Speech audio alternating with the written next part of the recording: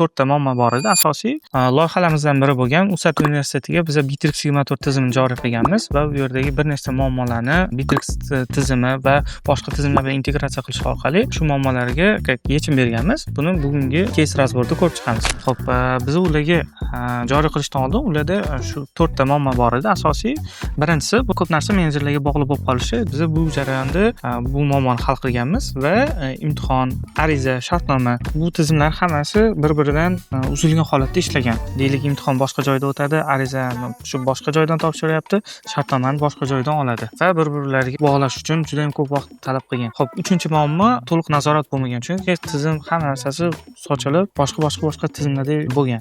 To'rtinchi asosiy muammo real vaqtda nima bo'layotganini ko'rib tura olmagan rahbariyat ham, menejerlar o'zini gaplashayotgan potensial studentlar bo'yicha bu jarayonlar hammasini biz Power BI da umumiy dashbord qilib turib, nechta apply bo'ldi, nechtasi to'lov qildi, hammasini Power BI da dashbord qilib berganmiz va to'liq prozrachniy olib kelganmiz.